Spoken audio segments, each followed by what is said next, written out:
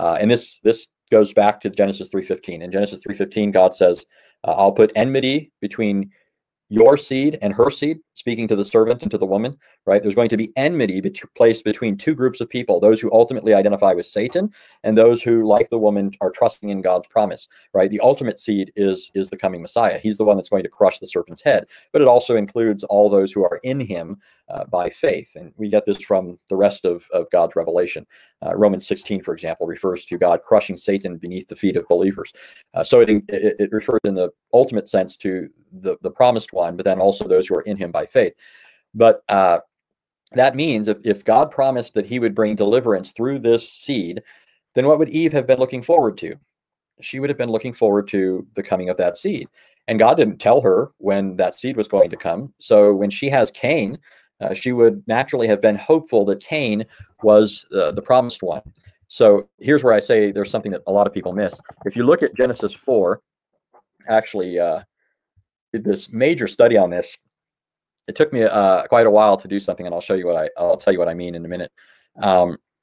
Here's what Genesis 4 says in the New American Standard, and this is pretty standard, right? Not just because it's called the New American Standard, but I mean it's standard across translations that it's rendered in something like the following way. It says Adam. Oh, excuse me. My translation or my Bible Gateway pulled up the New International Version, which I do not want.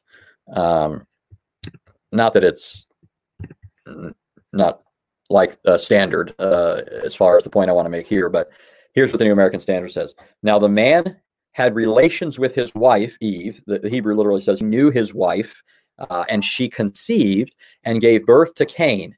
And she said, I have gotten a man-child with the help of the Lord.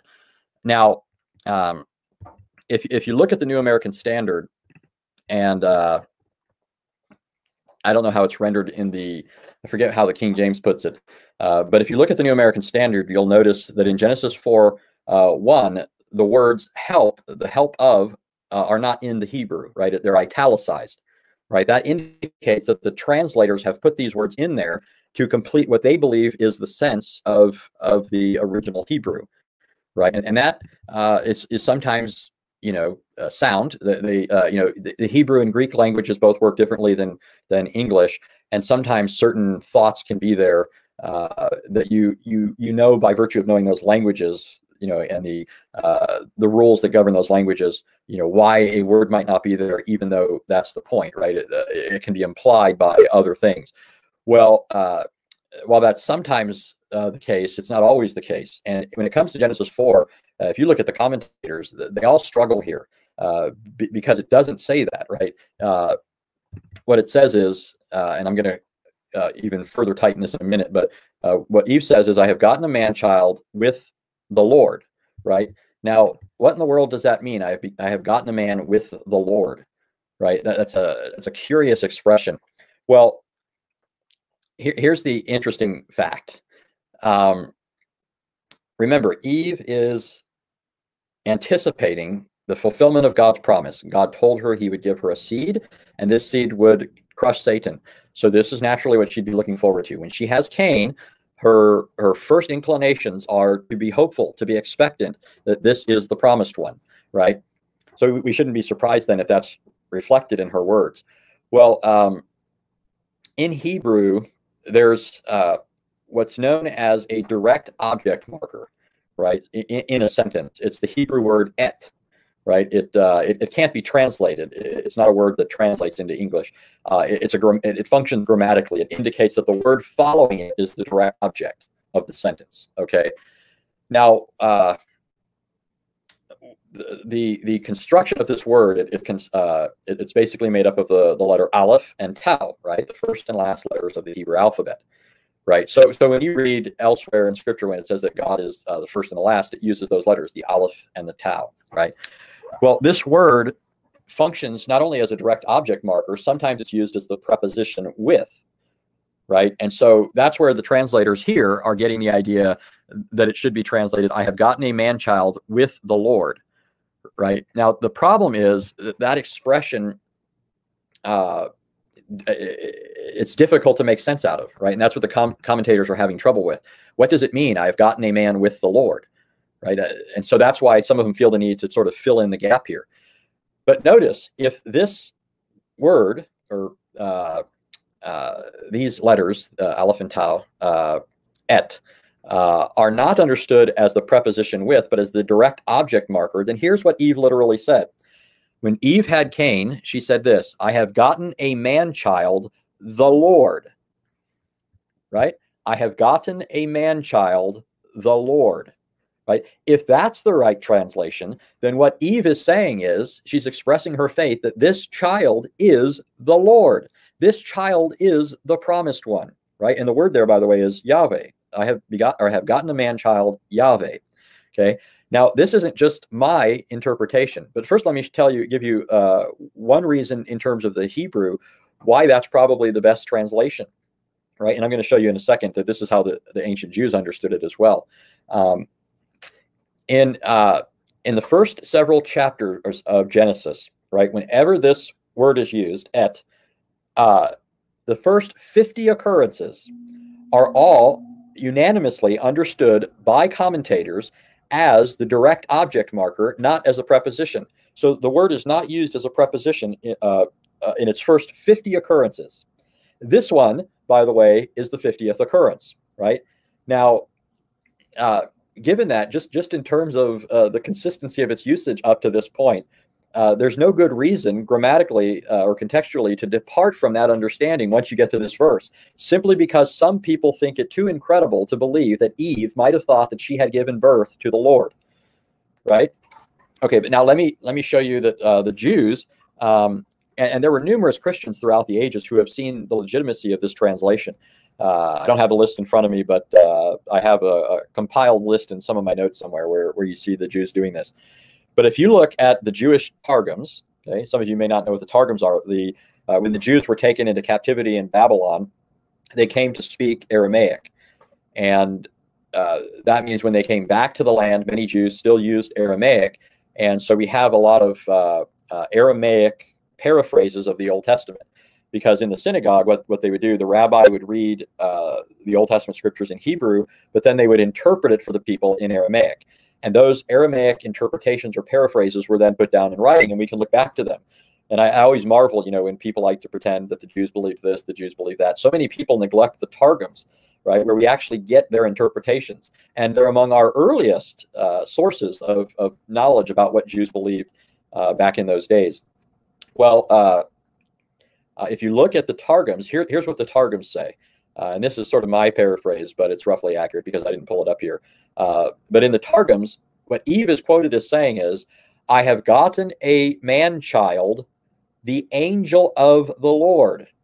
That's literally what the Aramaic says. That's what the Targums say, right? That's not just my, interpretation. That's right there in the Jewish paraphrases of the Old Testament. They believed that this was the proper rendering of the Hebrew, right? So already you have in Jewish thought this expectation that the coming one would be a divine person, right? The literal Hebrew says, I have gotten a man, the Lord. The Aramaic paraphrase says, I have gotten a man, the angel of the Lord. And of course, you have to remember that the angel of the Lord is that Old Testament figure who is a divine theophany. Everywhere the angel of the Lord appears, it's an appearance of God.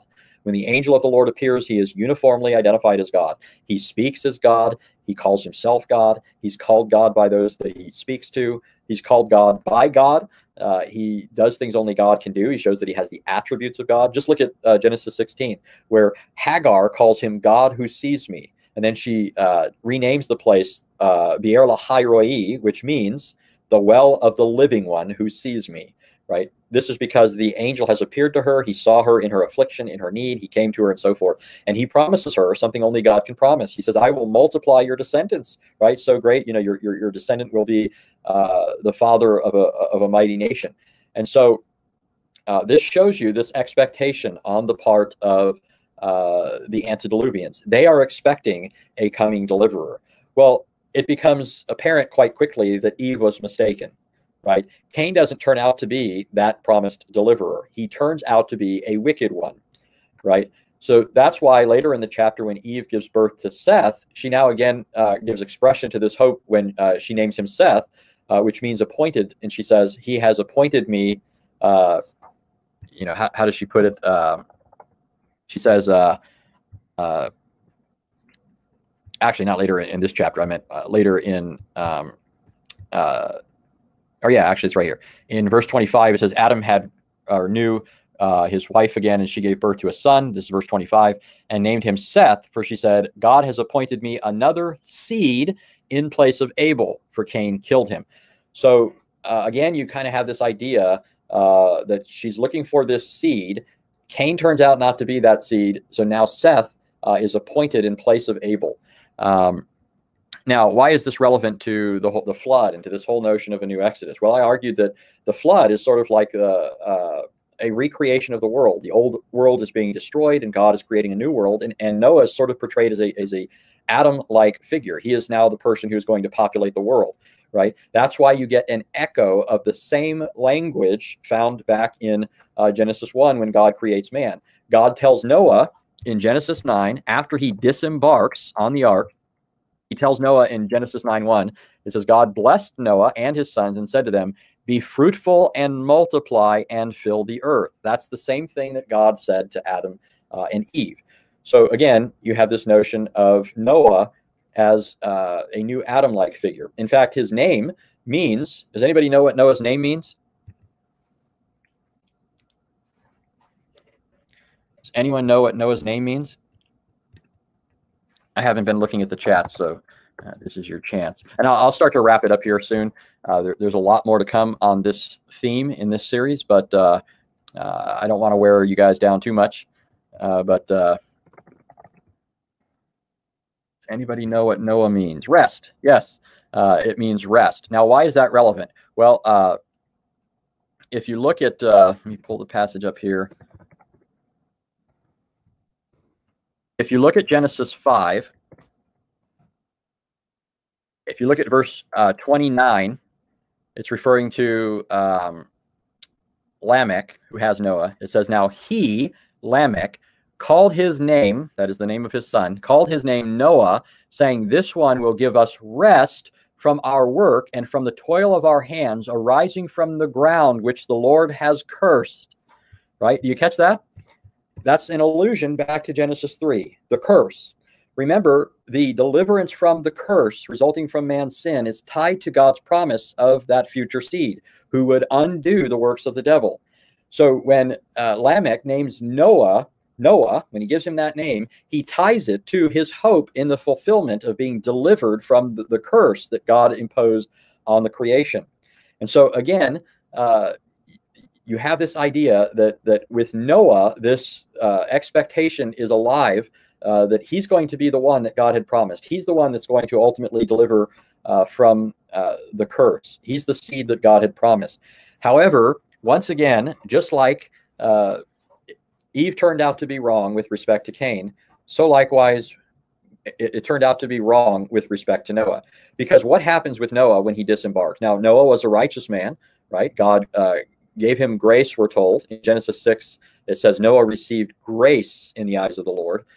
So Noah was the object of God's grace. He was a righteous man in the sense that he, by grace, was accepted as righteous by God, and by virtue of his faith in him, pursued righteousness. But Noah was fallen, right? Noah was not perfect. When the Bible refers to certain people as righteous, it doesn't mean they were perfect. Part of being righteous for a fallen person, a regenerate person, part of being righteous includes repenting when you sin, right? Repentance is part of that righteousness, in a sense, that should constitute or should be part of the believer's lifestyle, right? But Noah turns out not to be impeccable, right? Because Noah, no sooner does he get off the ark in the new world than Noah sins against God. Now, how does Noah sin? Think about this. How does Noah sin? Right? So while you're thinking about that, think about why I'm tying these things together and why this is relevant to this new Exodus idea. The original creation was at first deluged in water. Remember Genesis 1:1 through 3? In 1:1 through 3, it says that in the beginning God created the heavens and the earth. The earth was without form and void, and darkness was over the surface of the deep. And basically, I mean, it says that the world was submerged in water, right? So the original creation was brought about by God causing the dry ground to appear. So the flood is like a reenactment of that. God is now covering the earth with water once again. And then at the end of the flood, God causes the dry land to appear once again for Noah and his sons to disembark. So how does Noah fall? Yeah, he gets drunk. Now, how does Noah get drunk? Right? Well, I mean, I know this might sound like a no-brainer, but well, I'll just read it. In verse 20, it says, then Noah, this is Genesis 9, verse 20, then Noah began farming and planted a vineyard. He drank of the wine and became drunk and uncovered himself inside his tent. Now, think back to the Garden of Eden. How do Adam and Eve fall? They fall by partaking of the fruit that had been forbidden them, right? Right? They fall by partaking of the fruit that God had forbidden them. Now here's Noah, right? The earth has been submerged in water. It's now come forth fresh and new. Noah is told to increase and multiply like Adam was told. And Noah likewise engages in sin. He gets drunk by partaking of the fruit, right? In this case, the fruit of the vine. And so again, this just goes further towards the point that Noah is being portrayed as a new Adam. So even though Noah is a righteous person, he believes in God, God uses him to repopulate the world, he ends up not ultimately being the expected one. But he is a type of the expected one. He is a foreshadowing of the expected one, inasmuch as he is portrayed as a kind of new Adam who's starting a new creation.